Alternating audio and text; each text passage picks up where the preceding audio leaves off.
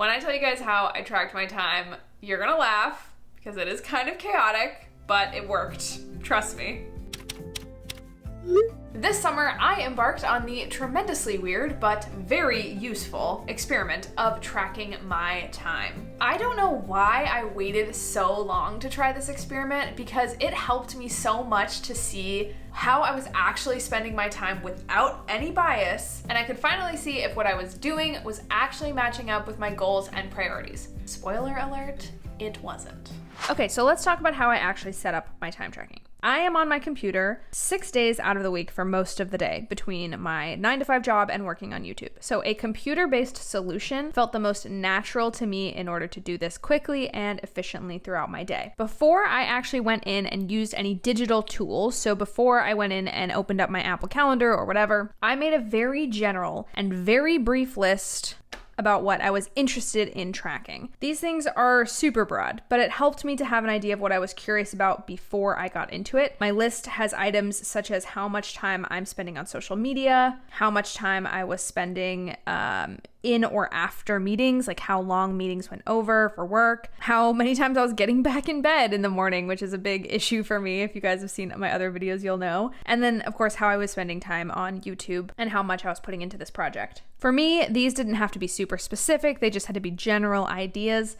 And we will touch more on this later when we discuss how I captured these things and other things that I was doing in my calendar. But before you begin anything, I recommend having a general list of what you're interested in seeing or why you're tracking your time in the first place. So the second thing I did was I set up my Apple Calendar. This is what my Apple Calendar looks like. This is this past week. Right now, it's the 2nd. And I have a lot of calendars hooked into my Apple Calendar. I use Apple Calendar because my various calendars from across Gmail, personal, calendars that have been shared with me, my work Outlook calendars, everything can be synced into Apple Calendar. There's nothing particularly unique or special about Apple Calendar.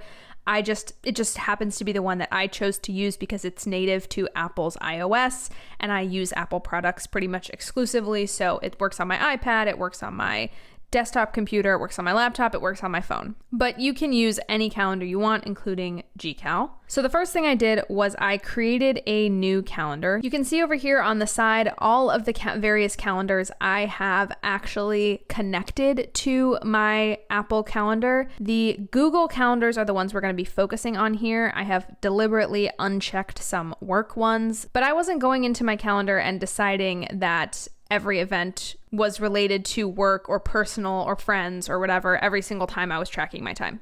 No, not at all. Instead, what I did was I created a new calendar called Actual. Now, the Actual calendar basically acts as what I'm actually doing for the day. So actually how I'm time tracking. You could call this anything. You could call this time tracking. You could call this time spent. You could do whatever. For me, Actual worked well because actual versus what was planned, it helped to sort of compare the two. So because this is technically part of my Google Calendar suite, I actually went into Google Calendar and set this up in Gcal. Essentially how you set up a new calendar in Google Calendar is you click on this little plus icon down here, click create new calendar, and then you input the names and some details. So I just did this, created one called Actual, and then because I have it sync automatically to my Apple Calendar, this just appeared here and then I could use it within this application. Once I had my Actual calendar set up, I kept this selected because I wanted it to always be the default calendar that I used whenever I came in here and needed to jot something down really quickly. So I kept my Actual calendar selected, closed the sidebar, and I actually opened this in a new desktop. So Apple has a desktops feature up at the top. I created a new desktop, which is essentially just creates a blank version of the desktop that you can swipe between. So you can swipe between your standard desktop that you're using and your extra desktop. And I just kept this calendar on this extra desktop. This was the only thing that was on this extra desktop. I didn't have anything else up here so that I could easily flip back and forth to track my time. So during most of the day, I would just flip over here to my calendar app whenever I noticed myself switching tasks. So say it's like the middle of the day here and I have a meeting. So I notice myself having the meeting. I come in here and I write meeting. And then after the meeting, it's a natural break. So I'm on Zoom over here or whatever. I switch over here. It's a natural break. And I'm like, now I'm going to be working on, creating slides for presentation, right? Usually how this worked was I would actually like be doing the task on my standard desktop. So I'd be doing whatever, creating whatever slides. And then I'd move right over and I would like backfill this and be like, okay, for the past half hour, I have been creating slides. Stacking my time tracking habit onto the task switching itself made it so that it was really easy to remember to do it because I had the automatic cue of switching tasks. Okay, got to go over to my calendar and note what I have been doing for the last 45 minutes is dawdling on social media. And then that's in my calendar and I can move on to the next task that I'm doing. Sometimes I did get really sidetracked, and if I ever got sidetracked, I would use clues like Apple's native screen time that they build in, or I would often use timestamps in things like text messages. So text messages will often come with these like timestamps along the side. Slack has a very similar feature. I would use Slack because oftentimes my task switching was associated with getting a message from somebody else that cued me to like switch my task or do something else or work on an urgent project that needed doing, especially at work. So if I ever spent like all this time not knowing what I was doing, not time tracking for whatever reason, and we got to 3 p.m. and I was like, oh shit, I don't remember what I was doing, I could come in here and I could say like, oh well, at noon I got these documents from Tim, so I was working from noon to 3 p.m. on scripting for YouTube or whatever. Evenings and days off were a little bit harder for me to track perfectly because I wasn't at my desk all the time. Like I said, I work in front of a screen pretty much all day on Saturday doing like YouTube stuff, but sometimes I'm just not at my desk, not in front of my screen, not in front of my calendar for whatever reason. So I always made sure to add a time tracking bullet to my morning planning routine. Essentially, when I plan for the day, I open up my weekly calendar and I will write out my appointments and I will write out my tasks. And I just made sure that after I wrote out my appointments for the coming week and my tasks, I took a look back at the previous week, especially on the weekend and stuff like that. And I tried to remember what I was doing on the weekend. And I just filled it out from there. I also made this part of my routine in the mornings. So every morning I would come into my planner and I would note what tasks I have to do for the day, check off what I'd completed the previous day. And it was also a very natural setting to say, okay, what was I doing with my night last night? If I woke up on Friday morning and I had time tracked all of this, right? And then I came back into my calendar and I said, oh, okay, like I see that I had planned a budget meeting and to buy my Hobonichis last night, but what did I actually do? How long did I actually spend on that? Well, actually, this was my commute. I know I was commuting for about an hour to get home from the office. Budget meeting didn't really happen. This was eating dinner and refreshing the Hobonichi site, right? And then I purchased planners. Took me about 15 minutes. And then, I'll fill out the rest of my night, whatever I did from there. And that I made sure to build into my daily routine every single morning when I was first opening my planner for the day. So stacking habits on top of each other was really, really helpful to make the time tracking habit work. Especially because if I got more than like a day or 2 days away from the day I was trying to time track, I would just forget what I did. So I really needed to be on top of it. And I wanted to use Apple Calendar because it also syncs to my phone. I have Apple Calendar on my phone. So on the off chance that I couldn't get to my planning routine or couldn't get to my desktop, but I did have some time like when I was like in line for a movie on Saturday or Sunday or something, I could come into my Apple Calendar app on my phone and I could go back and track the time. It wasn't really as smooth of an experience on the phone because the phone is like a little bit clunkier, but I was able to enter a few things last minute at that point. But normally I just relied on my desktop and on that natural planning routine that I had every single day to track my time. So in terms of what I actually wrote for capturing, these are real examples: dawdling on social media, creating slides, scripting for YouTube, eating dinner and refreshing the Hobonichi website. These are like real things that I would have written. I'm going to show you a real week that I time tracked and prepare for a quick jump scare. So this is what my actual week's time tracking looked like. The weekend is in the middle here, but you can see I have things like being on call, LOL, and goofing on social. I wrote in detail what I did on my lunches, walking to TJ's, watching YouTube. Sometimes I even wrote things like feeling sad or like mental health crisis. When I was capturing, I put literally whatever felt accurate. This is the pure capture phase. I was in the pure capture phase here. So I was not trying to be following any specific regimented rules because it just wasn't helpful for me at this phase to distinguish between categories like personal or work. Sometimes I wrote simple keywords, like I wrote meetings. That's enough for me to know what that is. I didn't really need to get in there and know specifically what I was doing. But a lot of other times I wrote more specific stuff. So for this work block, I wrote emails and helping students. It just mattered that I got down something that helped me understand the general shape of the time. And some things were more helpful than others, like feeling sad.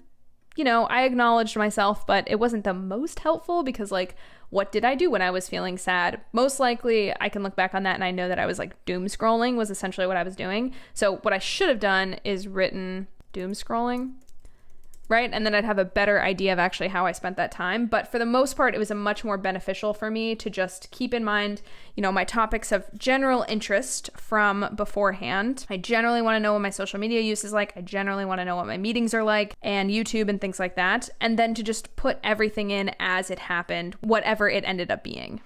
So I sit here before you, nearly 30, and I still feel like I don't know anything about my skin. When you try to look up skincare solutions, it's always so confusing because everyone's skin is different, so all the advice you're getting is different. That is where our sponsor, Proven Skincare, comes in. When you go to their site, which is linked below, you are not bombarded with 1,000 different skincare products. You are actually directed to a quiz. It's about your skin overall, but also 100 other things too, like your lifestyle, your diet, where you live. Then based on all this info, they create a custom skincare solution just for you and ship it straight to your door. I think there are like 40 different factors that they use to create your formula. 47. My God. It was honestly such a relief to find a service like this because trying to build a skincare routine from scratch that handled all of my biggest concerns like acne, sun damage, redness, it made me feel so helpless. I remember one time I was at this wedding and I was breaking out like crazy, of course. And I went to this beauty store and I was just standing in the skincare aisle, reading all the labels, all the instructions, all the ingredients, and trying to figure out if they would work for me before I bought them, and it was just a nightmare. So finding a science-backed, dermatologist-tested product that was actually customized to my needs was amazing. I've been using Proven for 2 to 3 weeks now, and at first my skin wasn't really used to the products, but luckily a Proven dermatologist was sending me regular updates in my email, letting me know what my skin was supposed to be experiencing along the journey, and it really helped to calm me down because, like I said, I don't have a lot of experience knowing what works and what doesn't work on my skin. Once my skin adapted to the products, I started to see a lot less redness, my skin improved,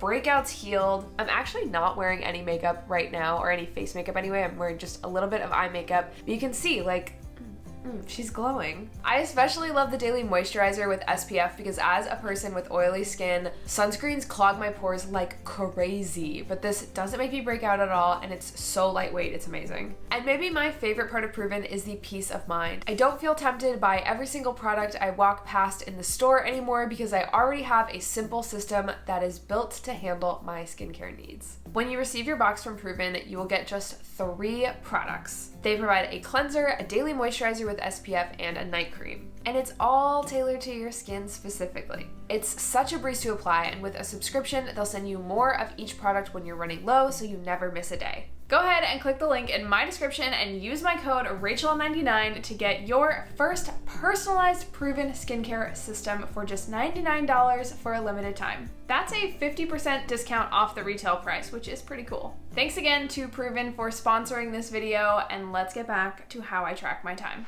I will say if you plan to duplicate this method, it's much easier to just come in and write whatever you're doing like really quickly than it is to like go in and individually categorize each event as personal work, whatever. It's so much easier to capture it like that. But I will say try to be more specific, because when we get to analyzing, it'll really help you to see during this lunch, I was also doing prep for the channel. When I was feeling sad, I was also doom scrolling. These are things that are going to help you categorize your time a little bit better when we come to analyzing it.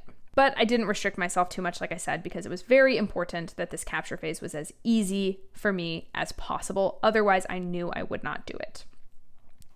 In terms of accounting for specific times, you can see some of these things get pretty granular. Like this is a 15-minute meeting prep block that I made for myself, but I really didn't go anything below 15 minutes. Occasionally, I had like a task or two that was below 15 minutes, but for the most part, 15 minutes was like the amount of time that I did a task here or there. If for whatever reason, like getting into the office took me 20 minutes instead of 15 minutes, I would just round down to 15 and sort of round the others, because at the end of the day, it's all going to like map out pretty much accurately if you're just like rounding to the nearest task, so to speak. Apple Calendar also really likes to use 15-minute increments to judge your time. So for example, I'm down here and I'm like double clicking and it automatically creates an hour block for me. And I can go in here and adjust, and just the manual adjusting goes in 15-minute increments. So it initially created this 1 hour block. That's 45 minutes.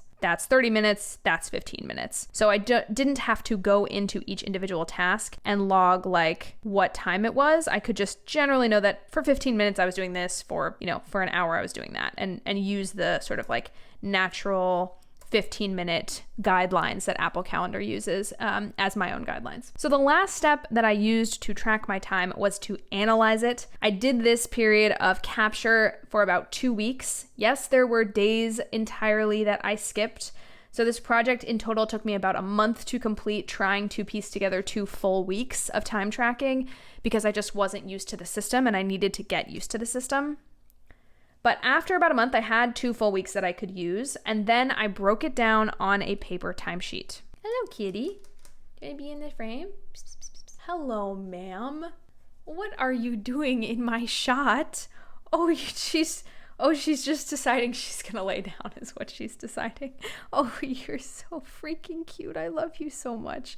But mommy needs to do this now. What I did in terms of analyzation was that I broke it down on paper. So I used my Hobonichi Cousin for this. The Hobonichi Cousin has a 24-hour weekly, so it looks like this when there's nothing in it. And you can see that it starts at 5 a.m. and goes until 4 a.m. So it has actually 24 hours of the day in the calendar for you to use and play with. They're in hour, like each box is a half hour, so it was a little bit difficult to fit those 15-minute blocks in there that I was talking about, but I managed. And in this process, I created essentially what you see before you now. I distilled a lot of what we just saw on the screen, like dawdling, like doom scrolling, whatever. I just started to notice major categories, and I started to break my time down naturally out of what emerged from what I was naturally putting in. But the categories of work, YouTube, spending time with Tim, who is my partner, spending time with friends, this sort of emerged naturally from what I had put down in my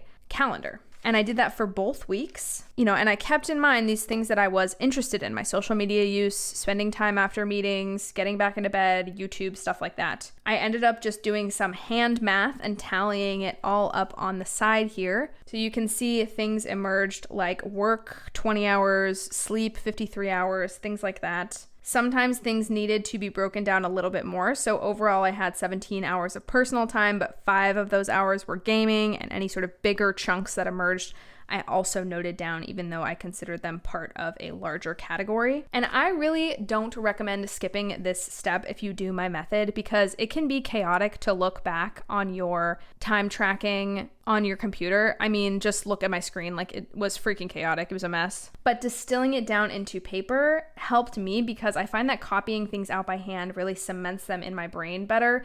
There's also something about hand copying these notes that made it more real and digestible to me because of that mind-body connection fostered through handwriting. So I really recommend you use this step if you have a chaotic Apple Calendar after you do the other steps, because it really will help you distill and make sense of it.